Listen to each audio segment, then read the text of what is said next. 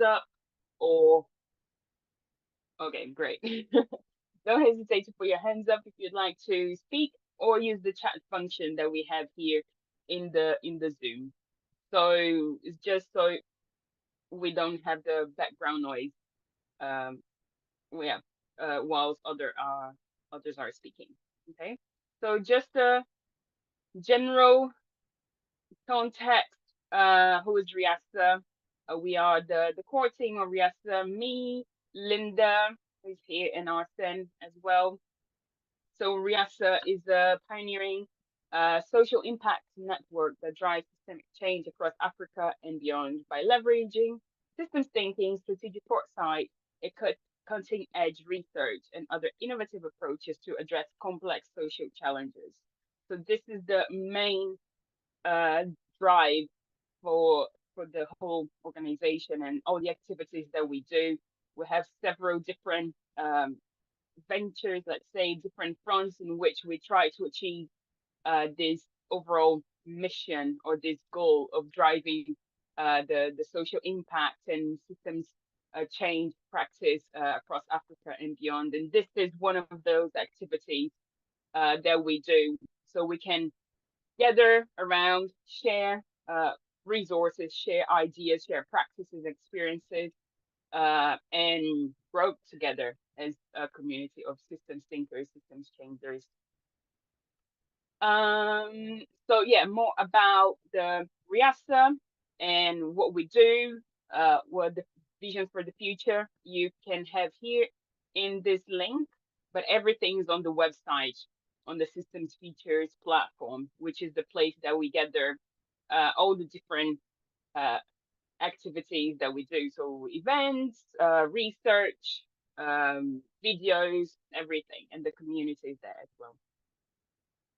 And the purpose of this session is to gather diverse experts across Africa and beyond to learn and work together, share ideas, share approaches, discuss important topics in today's world, and have a unified narrative to the practice and to the work that we do. And the value of the session is to practice some thinking approaches, understand important topics within this realm of research and practice, connect with others, and help each other to succeed, understand better, share resources and everything. Okay. So, oh, really, I didn't share the agenda. So this is a very long introduction, but we can go to the next step right now, which is a quick warm up. Then we're going to talk about systems thinking, mainly the systems thinking principles, because our time is not much today. Because the most important part of this session is for us to discuss, right? For us to talk to each other. And so that's why the main part of this session is going to take 45 minutes with the mirror board activity and the discussion. And then the last 5 minutes that we are going to wrap up and share with you next steps for you to continue being connected with Riata and the Systems Futures community, right? So let's get started, shall we? Um, right, so I would like to start with this board here.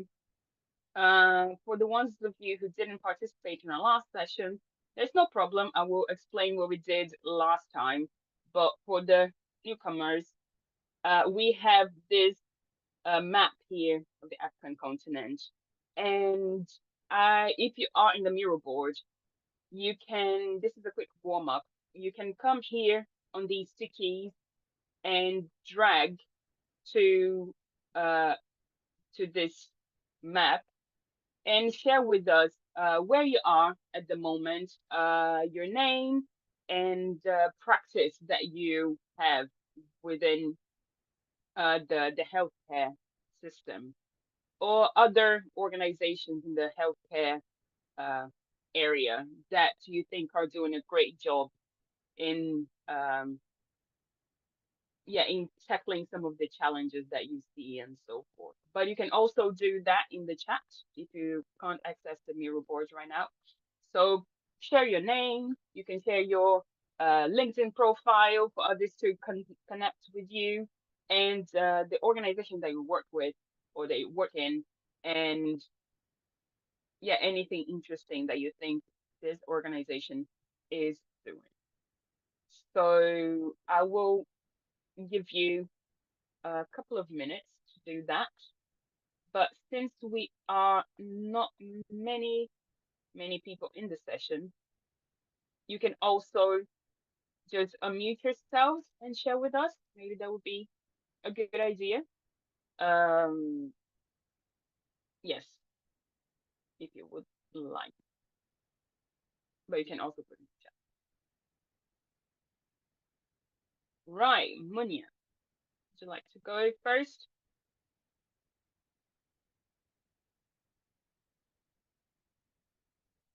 Can't hear you at the moment if you are speaking. You're on mute or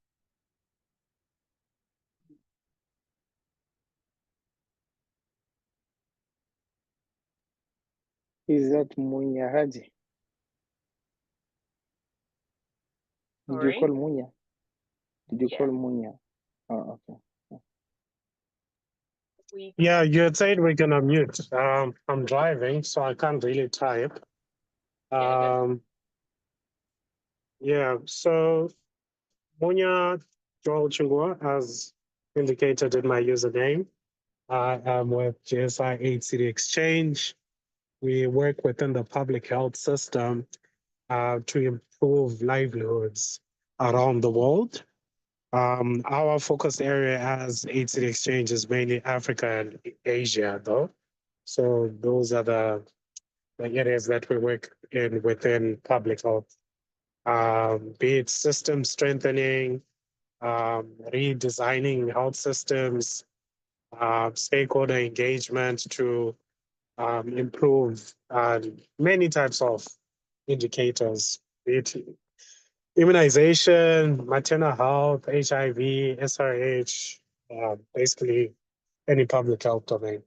Over. Very good. Thank you.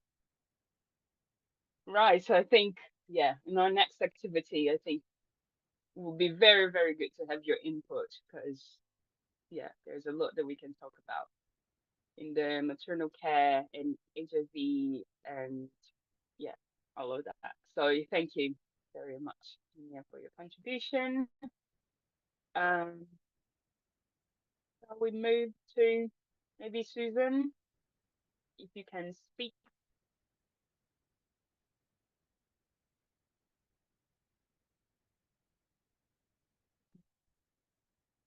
You can also type, put in the chat as well.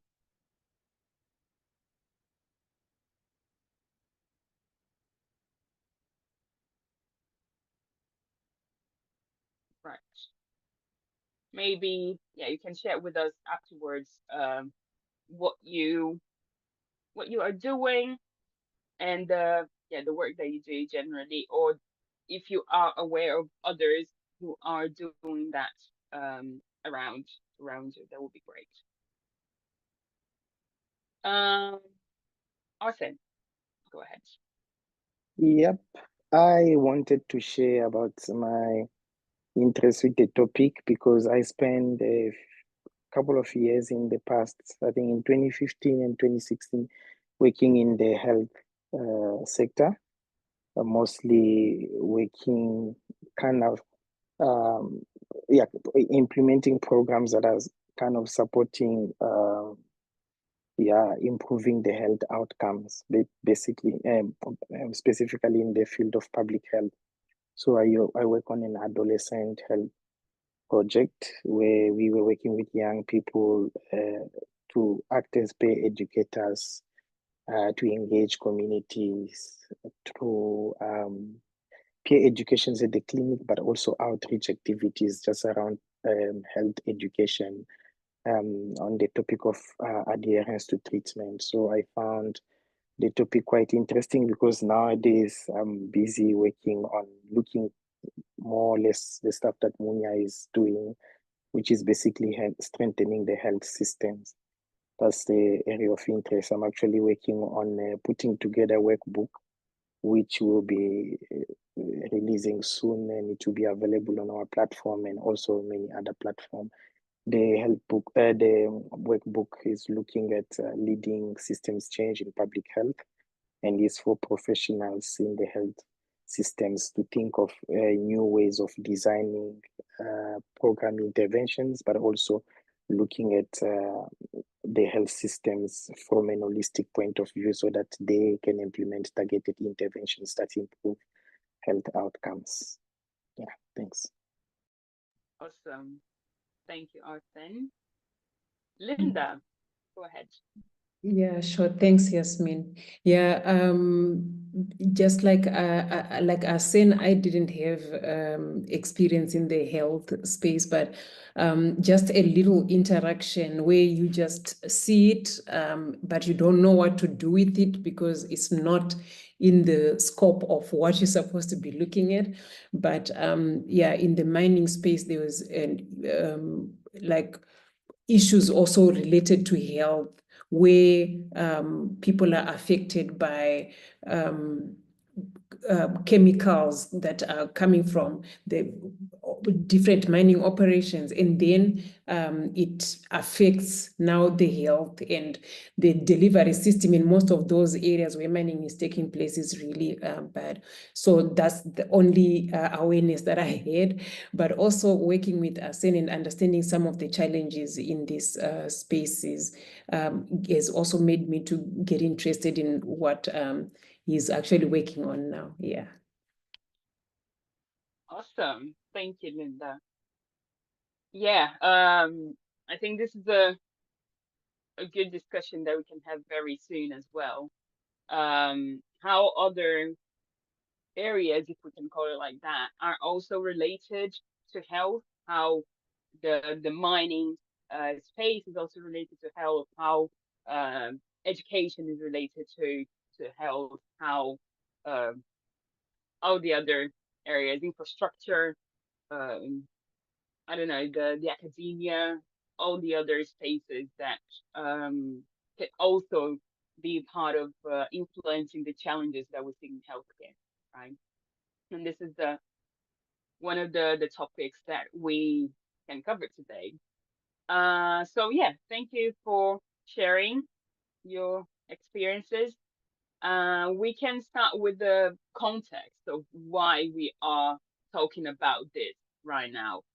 And I would like to go back to the previous session that we had, which was a general discussion and get together on complex challenges, right? And to summarize what we did last time, we started in here talking about the the difficulties or the challenges, the problems, the complications, you name it, that happen in the 21st century are in some ways different from what was happening before.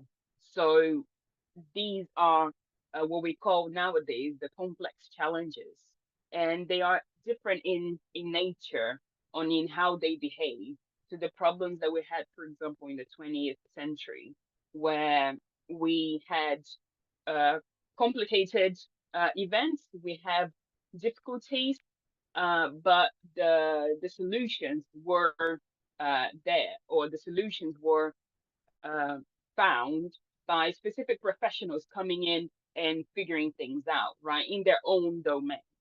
But the complex challenges, they are different because they interact, they have lots of different components. It's not a problem within just one domain. It's a problem that encompasses different areas of expertise and different areas of knowledge. So a big example that we have at the moment is climate change, for example. That is not just a problem of environmental degradation, right? It's a problem of it's a problem of education, it's a problem of infrastructure engineering that is going to affect economics, how we think about life at large and how we work and the tools that we use. And all of these influence the general challenge that we have nowadays. That is, for example, the climate change. So in this session, we discussed that in order for us to tackle these that we call wicked problems or complex problems, complex challenges, we need new ways of thinking, new ways of doing what we do, and new ways of approaching the challenges in the first place. So this is what we started to discuss in our previous session, how the different organizations across Africa and beyond are dealing with these complex challenges in the different domains, right? So we got a general view of what people observed in their surroundings in the different countries and regions. And today we are talking specifically about the healthcare system, right? So here is the link in case you want to access the board that we used last time. So you just click here on this icon in the top right of this image. And today we would like to focus on healthcare because this was a very popular topic that people brought up. And in order to deal with these complex challenges, as I mentioned, we need a new way of thinking about these problems in the first place, right? That's why the systems thinking idea is so crucial for us to start thinking about and digging into some of the principles and then how they appear in the work that we do or in the work that we witness, right? The health aspect is embedded in everyone's life, even if we don't ourselves work in this area of healthcare. We all participate in it somehow, as a patient, as a informer, as a journalist, as a observer, or of course within the center of this area, for example, in hospitals or in or with sick parents, sick family members, and so forth. So we all participate in it. So this is not a discussion that we can say, oh, I don't know anything about it, because you probably know something about it. So so before I go to the next part, have you heard about systems thinking before? Is it a familiar topic for you, or something that you've maybe heard about at some point, but you don't know many things about it? If you have heard, you can put your hands up. If you haven't heard, then, or you can use the chat. If you haven't heard, then you can also put your hands up and say, no, I haven't heard anything about it. So just for us to gauge the understanding of this topic in the room.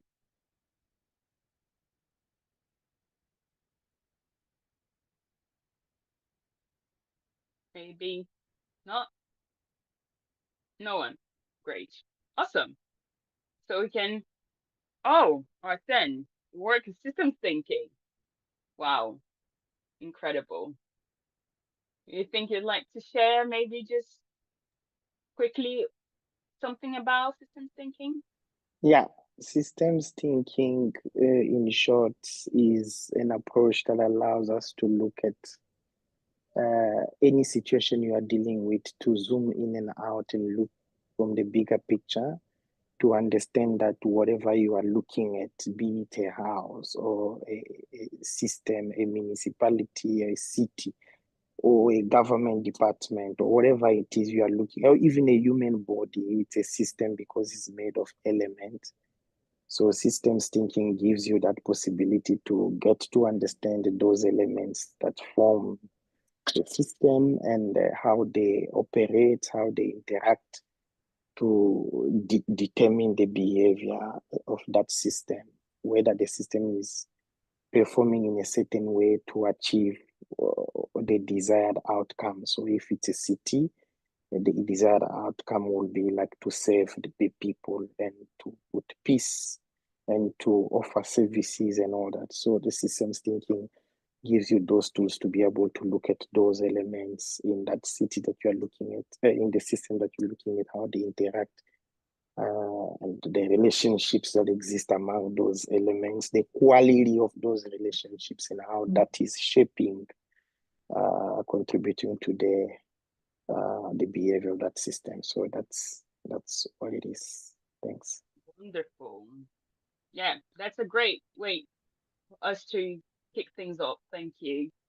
Yeah, so systems thinking is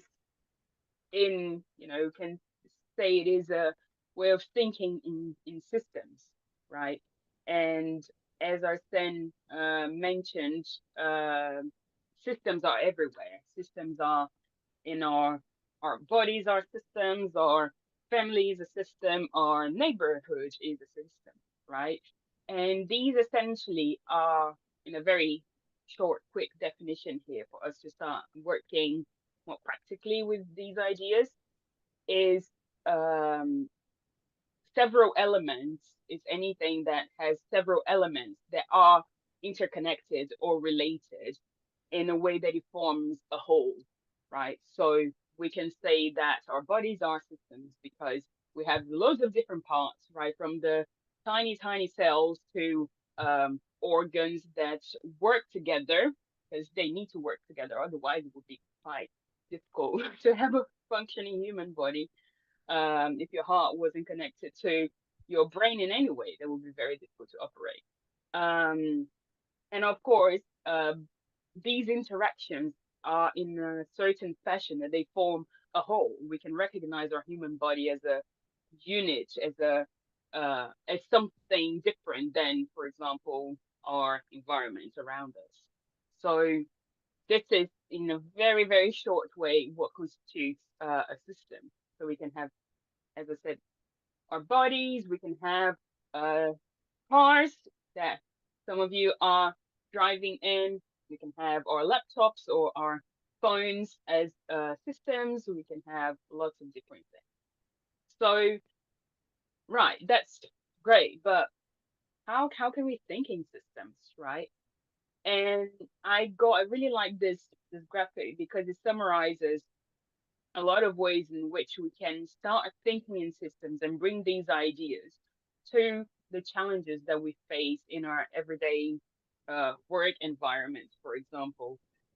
And in some ways, systems thinking is a more critical way of looking at the challenges that are around us. That's why it's so important.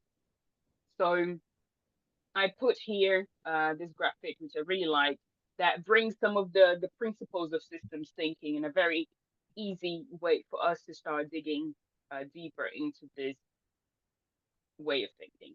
So the first part here, it allows us to see from disconnection to interconnection. So what does it mean? As I mentioned, in the human body, we can see just the separate parts of our hearts, our lungs, our legs, our brains, and whatever, right? You name it.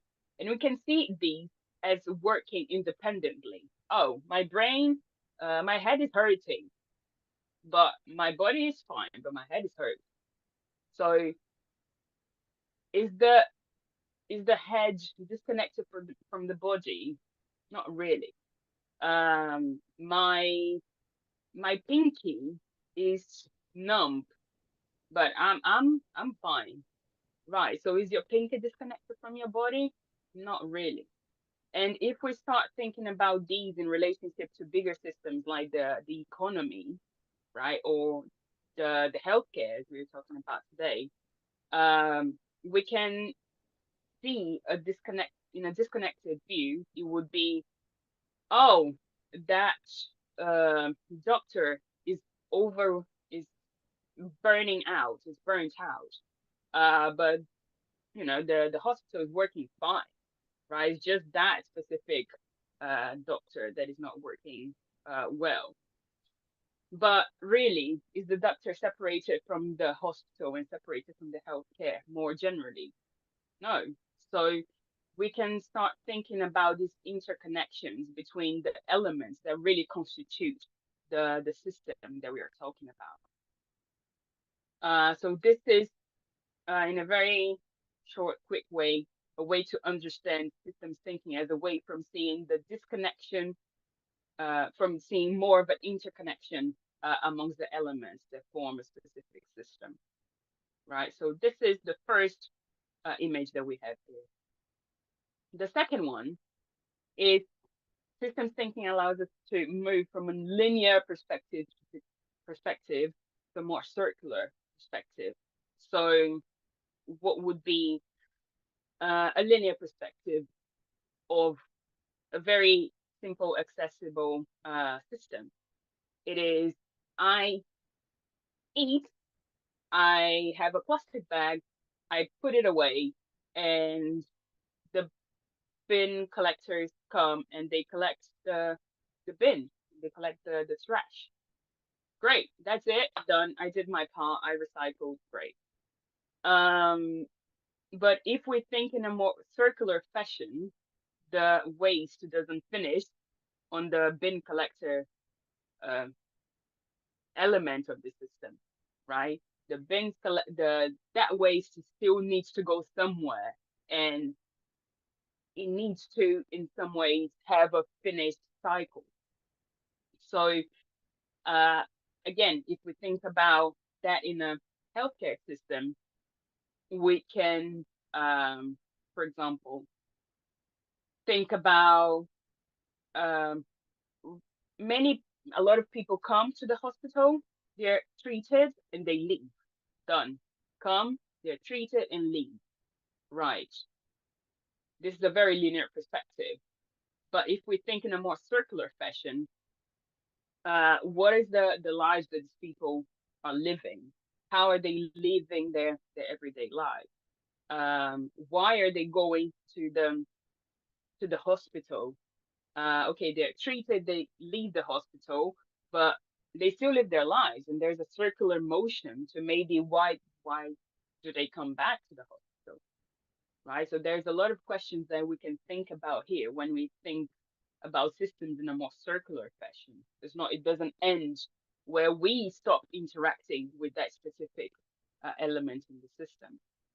It continues in its own circular motion, let's say.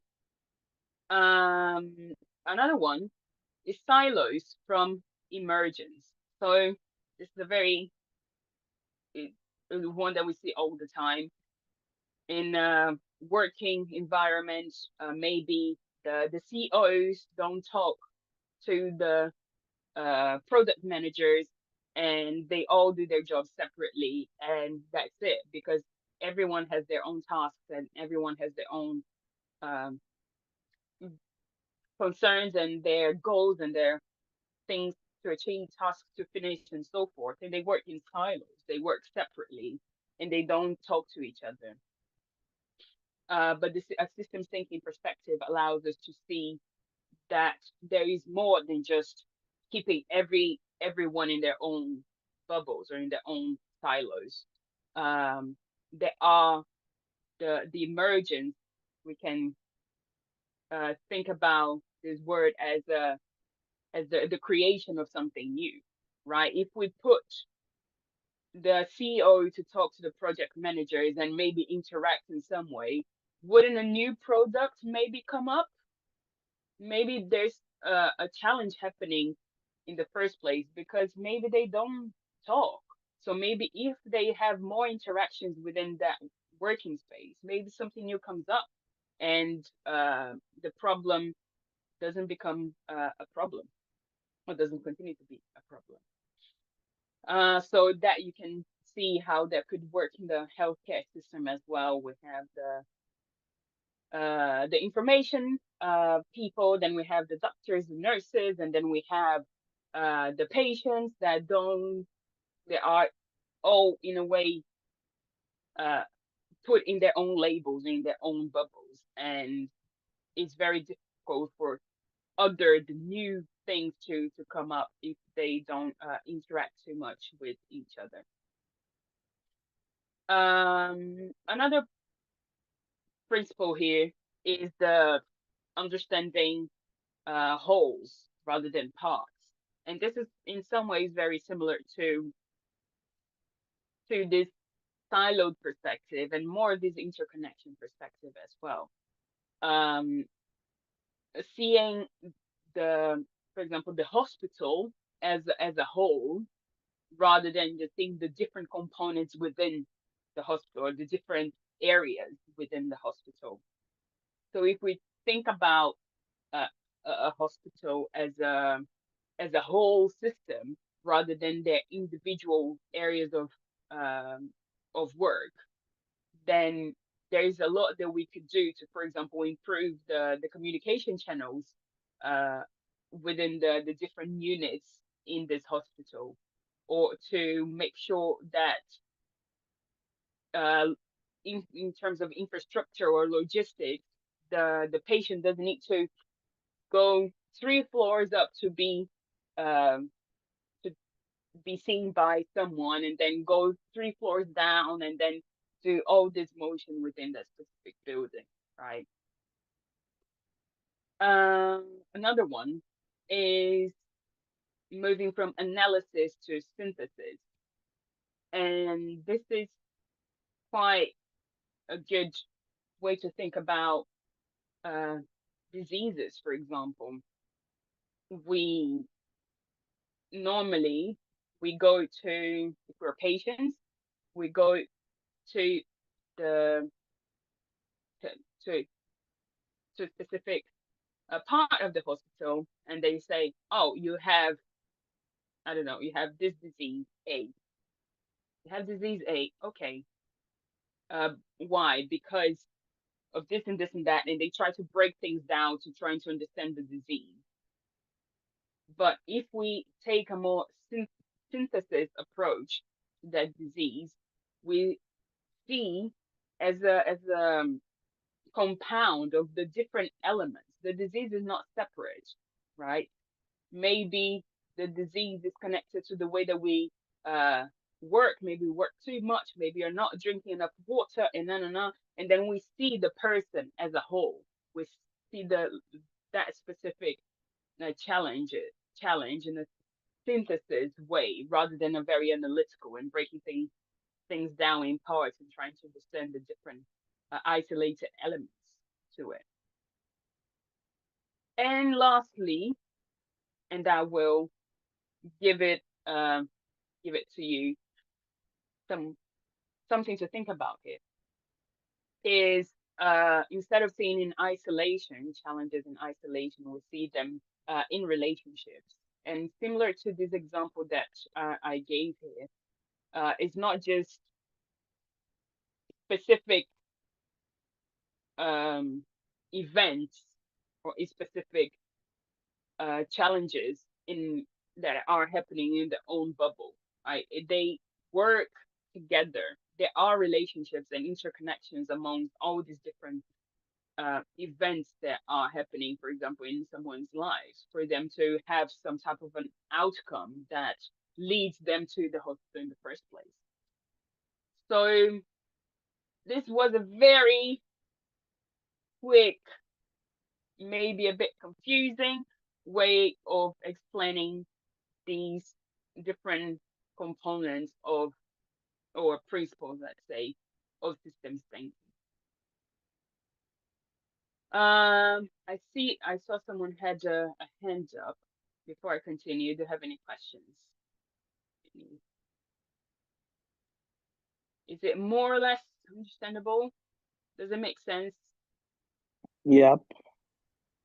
I think the end was me. I just wanted to also give another example, but it's the way you were explaining it is capturing it exactly what it is. I wanted just to maybe intervene to give another example. If you're looking at the health system broadly as a system, I know the example that you're giving, we're looking at the hospital level and hospital as an element in the health system, and you're breaking it down also. But if you look from an holistic point of view, you're looking at the system, health system at its core, having like institutions, having processes, having actors like stakeholders that are contributing to the health system. These are maybe policy makers or healthcare professionals. We have patients, we have communities that are accessing the services that are part of the health system. You also have private entities. That's when it comes to actors. But when you think of processes, you're looking at the regulations, some of the activities that are happening so that they can contribute to improving the health outcomes, where you have in some places coalitions of institutions that are coming together to drive certain campaign, be it, for example, to improve access to health services. We do have things like that. Those are processes that are also made by actors that have a key role to play in that process. And in terms of institutions, you obviously have your government agencies, for example, that are playing a key role behind other element of the system, like you mentioned, the clinics, hospitals. In the government agencies, you will have the Ministry of Health that is really playing a key role to shape policies in there, and those policies also are affecting the people that are accessing health services. You do also have the healthcare providers, and you have also civil societies that will be talking about, or they'll be talking on behalf of communities that are accessing those services. And you're looking at international bodies, and those are maybe the institutions that are providing funding. So it's really a big web of actors, of processes, of institutions that are interacting. And the systems thinking, as you clearly explain in your whole process, is being, even if you look at it from an analysis versus synthesis, or if you're looking at the disconnected of those parts or those actors or those processes versus how they are interconnected to shape the outcome of health systems or health care processes or services, or whatever you want to call it. So all the points that you show us, when you think of linear and to circular, you can think about it when it comes to policies, the way they design policies that are affecting people at the community level. So there you're looking at how actors, maybe in their way of thinking, is not really helping them to see the bigger picture. So yeah, that's the comment that I wanted to say that these kind of tools that you are providing is really giving us that broad view of looking at health systems from a systems thinking perspectives. Thank you. Nice. Yeah, very, very important things there, I think. Yeah. Yeah, there's a lot more to healthcare than the hospitals, right? Yeah. It's not just that. If it was that, it would be a lot more manageable. Yeah, thank you for complimenting that. Linda. Oh, yes, thanks, Yasmin. I wanted to add on to what Asen mentioned about the actors, and to say that systems thinking also does allow us to think about even other actors outside the health system itself, and how those actors in their own actions and whatever they do also have an impact in what happens within the health sector. And this is to think about maybe sectors like economic or technology. How are things going on in the technological space, and how is that also impacting on the health delivery? Yeah, and also economic, for example, when you talk about clients, how does the economic state of economy, maybe it could be a small location or a nation. How does it impact on the health of people? Like, yeah, what are there things that are also caused by some consequences also going on in the economic space? So yeah, I think it also gives us that perspective to look from outside the particular system that we are actually looking at that particular point in time. Yeah. Very good. Yeah. Yeah. Oh, this is a good point as well, because, for example, in the circular motion here, we don't need to think just in terms of let's say what we don't see that still closes that circle, but in terms of generations, right? In terms of maybe there are patterns, there are behaviors that have been repeating themselves for centuries that still perpetuate the current model and the current system that we have.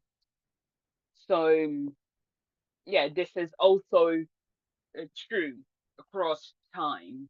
How the past, yeah, as you're saying, the development of tools and technologies in the past are influencing what we do today, and what we do today will influence what we do in the future. So these are all considerations that are embedded in this systems thinking way of looking at the challenges that we face. So thank you for your contributions. So now I would like for you to talk, not me. And I put here the top 10 healthcare challenges in Africa. And this is, of course, just my individual research, and I would like to hear from you, of course, because this is a participatory, is a conversation. It's not just a one-way thing. So I put here 10 challenges in Africa, and I will give you a couple of minutes to think about how some of these principles are influencing these challenges in either continuing the challenge or perpetuating the challenge. For example, a specific one is embedded in a very linear way of operating, right? Or maybe there are silos that continue to perpetuate that specific challenge. Or maybe we're just analyzing things a bit too much. Maybe we need to see things in a different way. It can be either how these principles are contributing to the challenge, or how some of these principles could help in dealing with these challenges.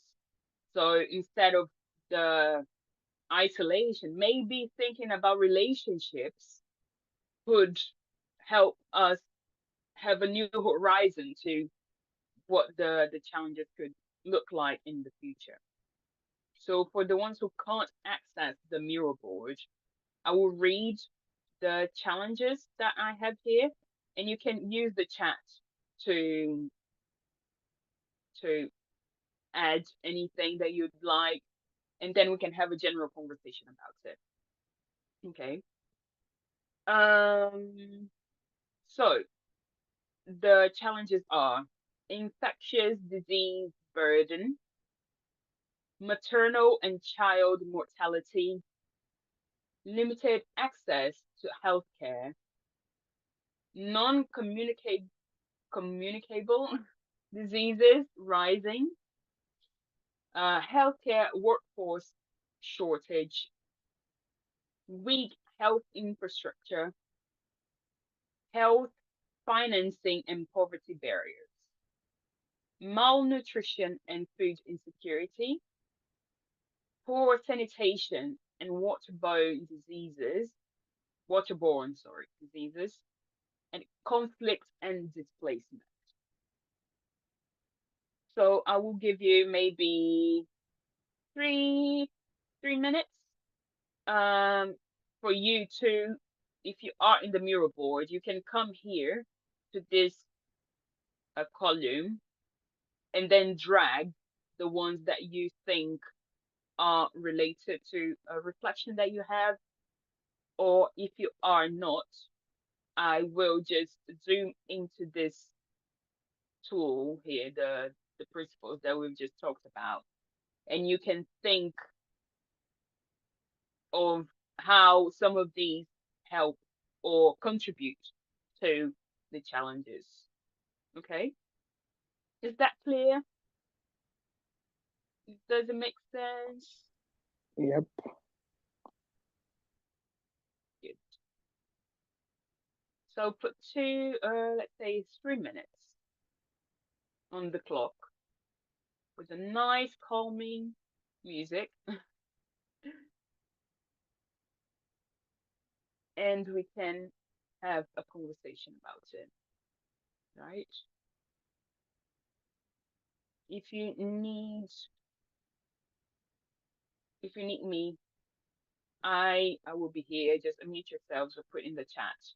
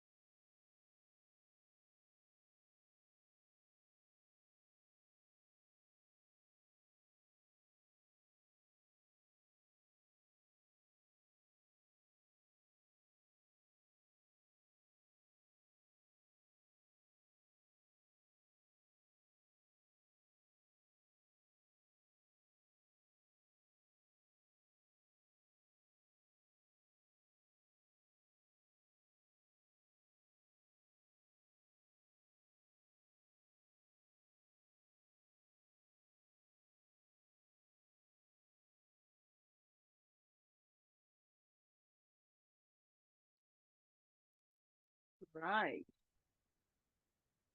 So now time for you all to share with me your thoughts. I can see here Simantele that mentioned about the social determinants of health. I don't know if this is a reflection from now or from before,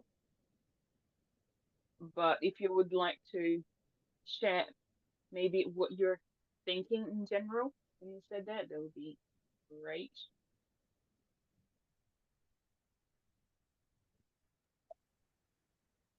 Thank you, Yasmin. It is actually a reflection, not from now, it is from the previous conversation that we're having, but it is befitting in the question that you are asking as well, as it relates to one of the biggest problems that are threatening our healthcare systems on the continent, in the world in general, actually.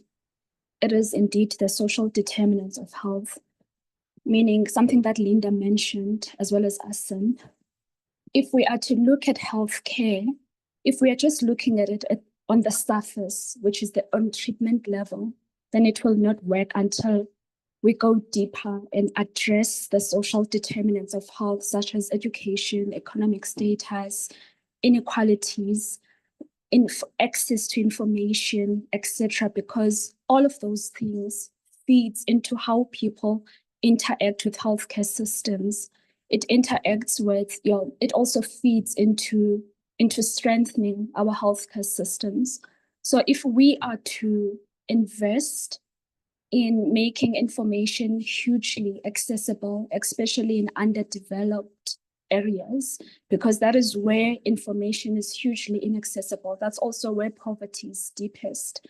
And unfortunately, those are the areas that are hugely also affected by communicable and non-communicable diseases that you spoke of. So I think that is the one thing that we need to focus on. And someone once mentioned to me that you can also never be a good doctor if you do not understand public health, which is the social determinants of healthcare, because being a doctor is only just dealing with treating, not dealing with what caused the problem. But if we look into what causes are, what caused, when, how can we address the problems, then we deal with treatment later, I feel like our healthcare systems would be strengthened. Thank you. Yeah, it's very good. Thank you for sharing. Yeah, definitely. I think maybe this is let's say a matter of this connection and interconnection feature of principle of systems thinking, right? Instead of just looking at the disease as the starting point of the challenge, rather than understanding there is connection with something that happened before that point, then changes the way that we understand healthcare to be a lot more holistic, let's say, or a lot more dynamic, rather than just looking at the parts in isolation. So very, very good. And how other areas as well of our lives influence the healthcare system, right? Maybe education, maybe infrastructure, I think is a big one. Or social media, even technologies and so forth. So it's very good point. Thank you. Any others? And anyone would like to comment on this point? Arsene? Yes, thank you, Yasmin. I actually like Sima's intervention because as she was speaking, I was also connecting it to what I was saying earlier on. So she mentioned the social determinants and how it's linked to like education and those aspects. I was actually reflecting on what I also chose here when I was thinking of health financing versus the poverty barrier. You can also see the connections there because when you look at it, the social determinants are like indicators that often people have used a lot in the past to inform how they're going to make decision on where to finance or to fund programs to address those things. So when you're looking at financing, I mean, in the past more than 10 decades, if you look at some of the program where funding has been coming through, it's been mainly in key areas like, for instance, HIV or malaria or TB and stuff like that. But then whenever I look at how they allocate funding, and I always reflect on this kind of isolation, I spoke about isolation, which is pretty much the same as you were talking about what you mentioned about disconnections versus interconnections. So if you look at those decisions, the way they make decisions when it comes to prioritizing what to fund, which program to fund, you find out that more effort is given into addressing particular issues like maybe access to care, but also neglecting many other elements or maybe other factors that are linked to access to care that actually influence or maybe perpetuate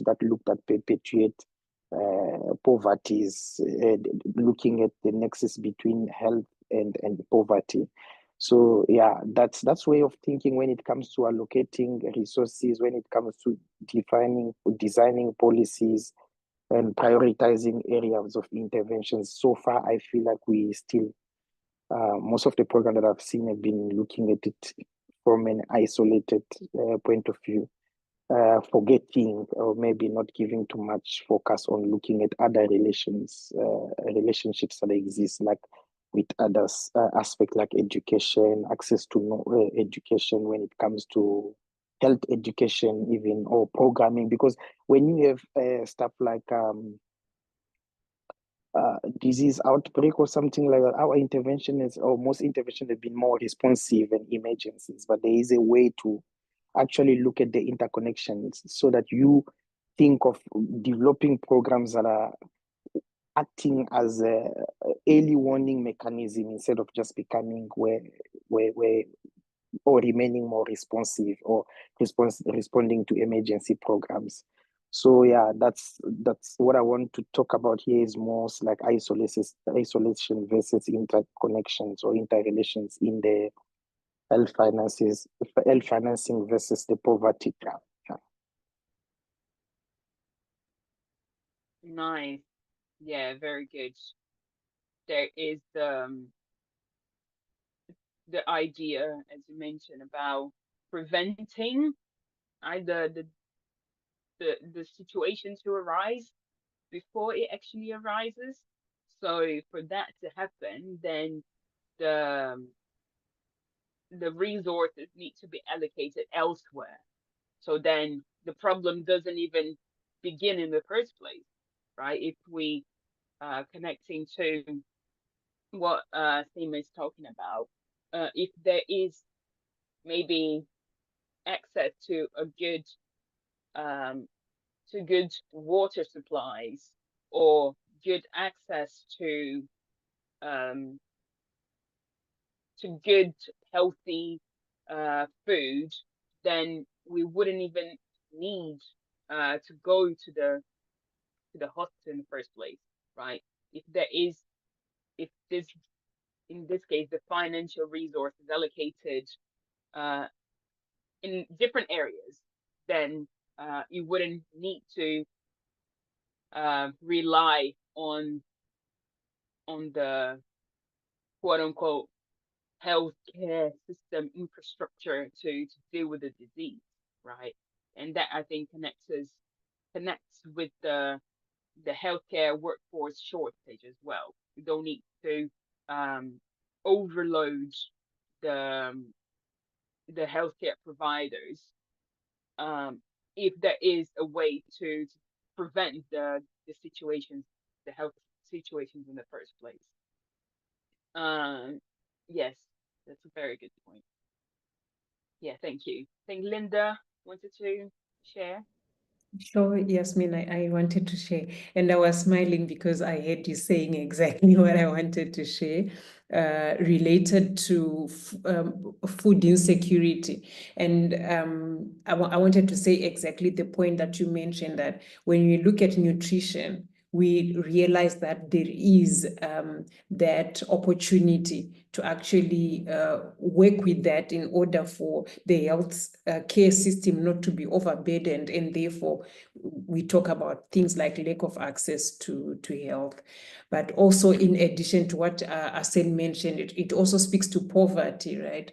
So food insecurity is very, very related to lack of access to, economic opportunities.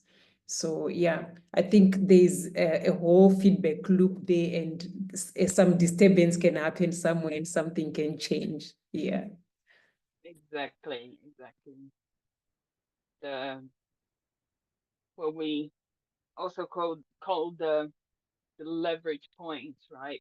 Places that we can intervene in small ways that can have a big effect in the challenge that we are dealing with. Yeah, thank you, Linda, for that. Hi, Yasmin. Yes, go ahead. Yes, and also, yeah, just to speak to the maternal care problem that I saw there, it is indeed a huge problem. Sometime last year, there was a video that made rounds on social media of a heavily pregnant woman. In her area, there's no access to antenatal care, something so essential. So she had to cross rivers and walk long distances from one village to another just to get the care she needed. And when she finally arrived at this other village, she still had to wait long hours because of healthcare workforce shortages that you mentioned. And this was disheartening because I can only imagine how many other women in that village who get discouraged to seek care and end up not seeking this care, all because of this inaccessibility. And I'm thinking, like, how many children in that village who never get, like, whose parents never seek this antenatal care, and some of them may be born with diseases because of this inaccessibility to antenatal care. So these are some of the challenges that we are faced with on the continent, especially in underdeveloped areas, unfortunately.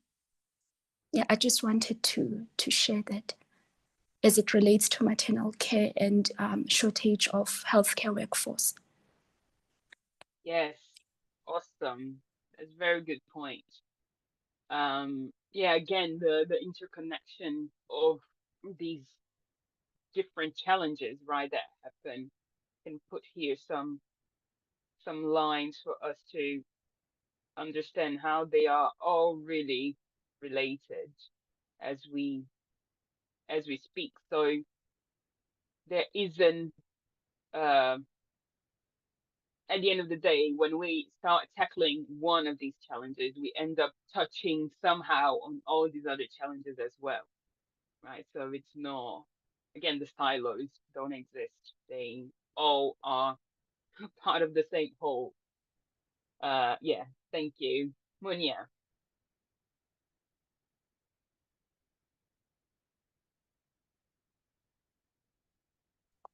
Yeah, thank you so much. Speaking of the relatedness and the silos, pretty soon we might have to rethink health financing because of what's happening with the American government right now.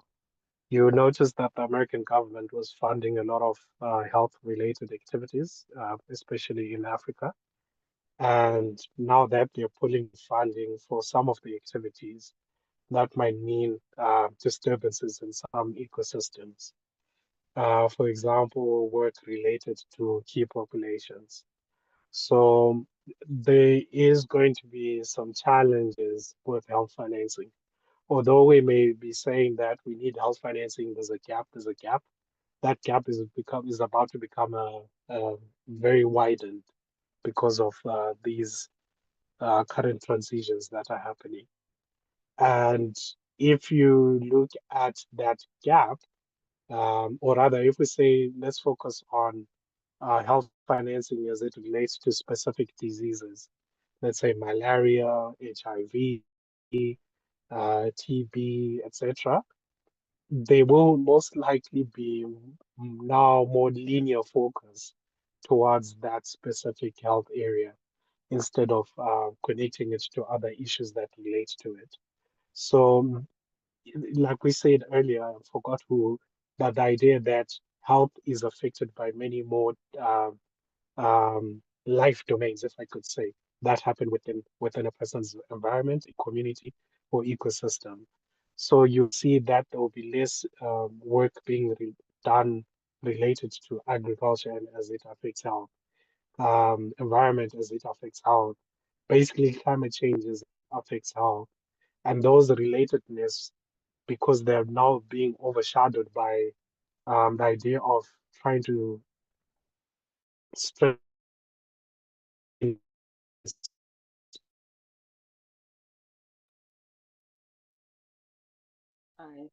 We lost. in terms of how we deal with health-related disease. Can you Yeah, hear me now? yeah. Got the last bit of what you shared.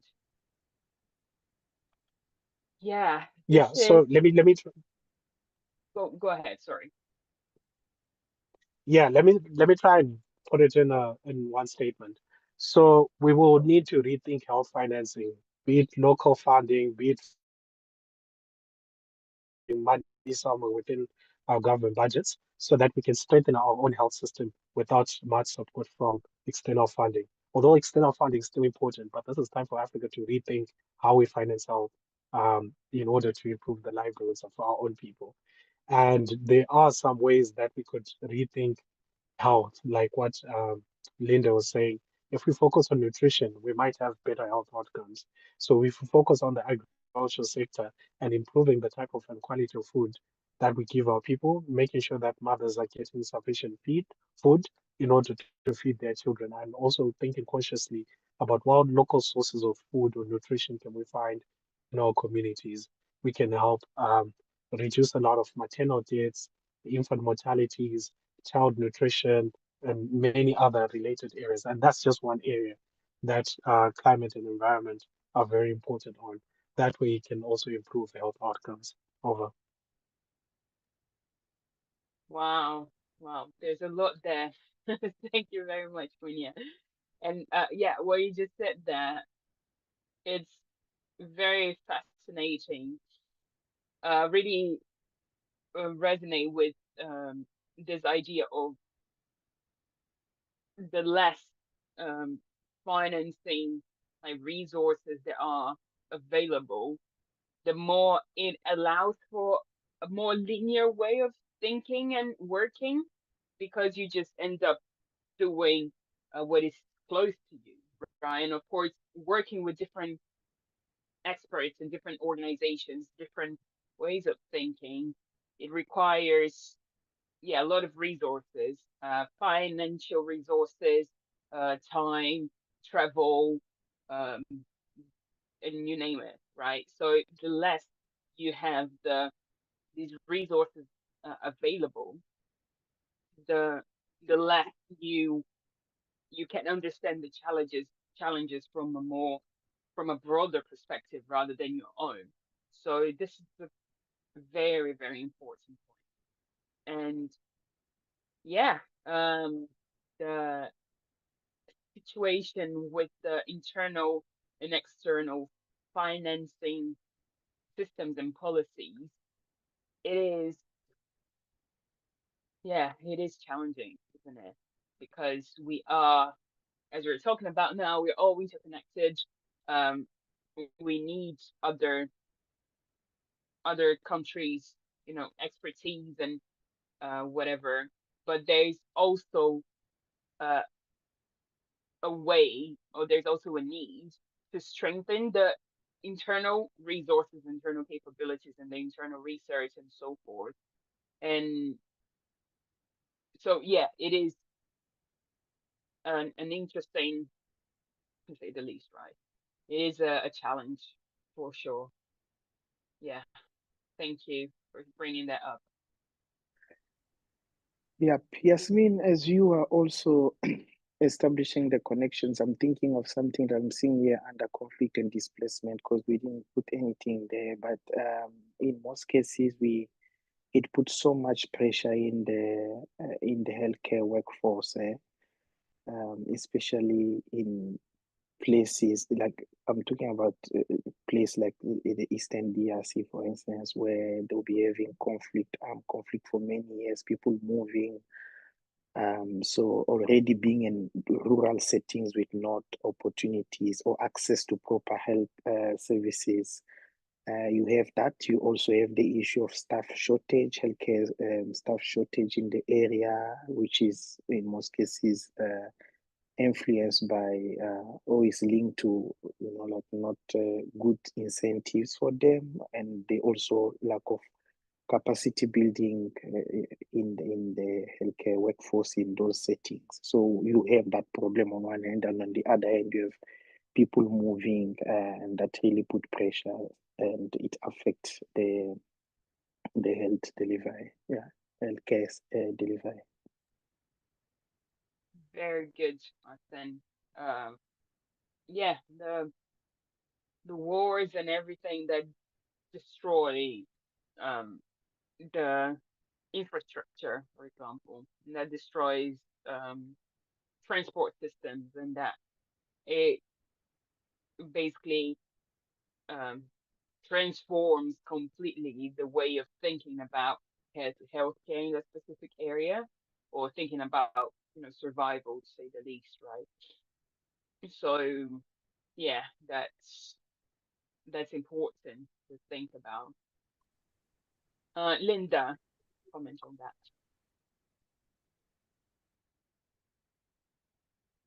Thanks, Yasmin. Okay. Yeah, I just wanted to add another point related to healthcare workforce shortage, to speak about the numbers of African healthcare workers actually migrating from the continent and going to serve in other parts of the world. So already we do have that shortage, and then because of the economic conditions, people feel more comfortable, like they feel like there's greener pastures across the oceans, and that is also impacting on the healthcare workforce. Yes, very, very important point. And I Yeah, and I think think and financing as well. I yeah, think as financing, because if you look at the way the healthcare is financed, I mean, like most of institutions, so there's governments that provide, but then the government receive for finance or funding from outside, and that's one way of working. We all know that when it comes to distribution of resources, our governments are still far from improving how resources are allocated, and this include the financial resources as well. So when you look at incentives, the way they incentivize healthcare workers in some places, I know maybe early 2000s, there were some movements of doctors leaving the DRC, for instance, to go to not even outside the continent, in some places here, like in Zimbabwe, South Africa. And that was really around the financing that was there, looking at how health financing is really providing more opportunity for the workforce or the healthcare professional to remain in one place so that they can serve the community. So that was also another issue that was linked in there. very, very good. Susan. So I wanted to comment on the relationship between weak health infrastructure and the other two, linear to secular system. So it's very common in our healthcare settings that bigger hospitals, mainly central hospitals, they get referrals from primary healthcare settings, which are very much inferior to central hospitals. As a result, there's flooding of patients and a larger workload in central hospitals, which are actually few. I'll give an example of in Zim where there are 4 central hospitals servicing all the smaller hospitals throughout the nation. So that's linear direction of having patients being referred to primary healthcare settings, even for minor illnesses, because they can't even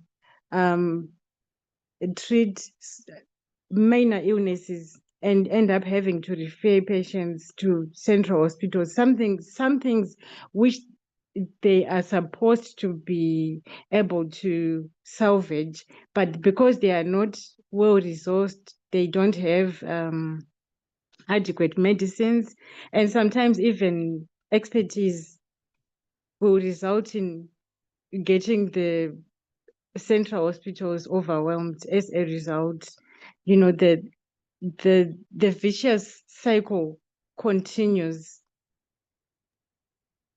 Very, very good point, Susan.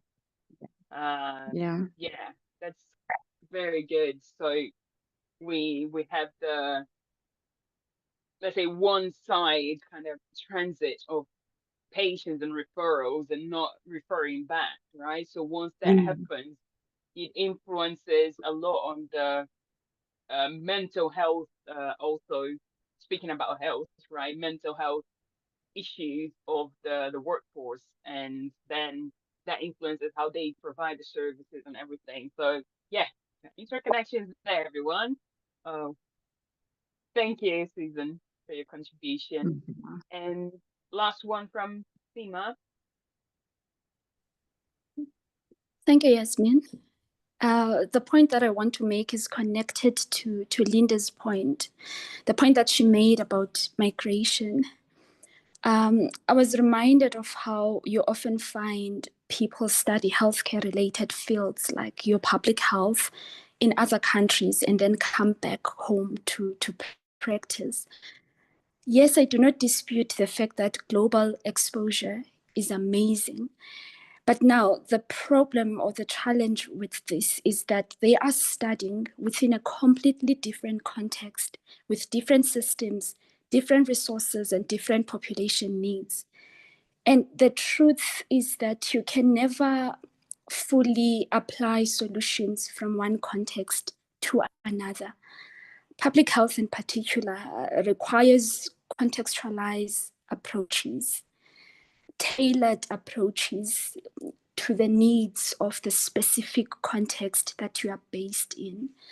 So I think migration is another huge problem that we have studying healthcare related fields in other contexts and then coming back home to practice. You don't have a full understanding of your context because you studied another context. Health solutions should be needs of the particular context in which you exist. So yeah, thank you. Very, very good comment there for us to finish off. Yes, I think it relates to this idea of analysis and synthesis, right? That in this, as you're saying, with this mindset of analysis, oh, if you study healthcare in, I don't know, in the US, surely it's the same component that you can just come and apply in Africa, right? But if you take the synthesis as a principle, then you understand that there is a context that needs to be taken into consideration, and not just these specific parts that you can just move across and everything's going to be fine. Just copy and paste, right? It's not going to work. And that doesn't work in healthcare, that doesn't work in any complex challenges. So yes, absolutely amazing. Thank you, Uma. And thank you everyone for participating. Now we have a very interesting and connected board here full of important information that you provided. Very, very good. Thank you for the session. And yeah, I would just share with you the next steps for you to continue participating with us in the next events from RIASA. So we have an interview with Development Dynamics on the 1st of May, talking about enabling change in a complex environment. Then we have a similar exercise that we had today, but in the context of food systems. And on May 28th, we have an interview with Professor Dan, who is going to share with us about systems thinking approaches to corruption proofing in Africa. Must go. All of these are must go, right? And they are all, you can all find them in the Systems Futures space. I'm going to put here in the chat for you to RSVP and share with your friends, families, pets, and everyone. Yeah, thank you very much for participating. If you can share this feedback with us, how the session went for you. Was the format useful or not, and all these other topics here, so we can continue developing our work and our ways to facilitate this workshop and others. And yeah, there are other ways that you can be in contact with RIASA. So we have our LinkedIn page, we have email, we have the website. So I'm going to put the link to the Miro board here so you can keep that for the future. And yeah, see you all in the next sessions. Thank you for your time. Thank you, Yasmin. Thank you, Take Yasmin, for care. the beautiful conversation. Thanks. And thanks, everyone, Thank you. for your contribution. Yes. Thank you, everyone. Bye. Have a good day. Guys, Bye. bye-bye. Bye. Goodbye. Bye.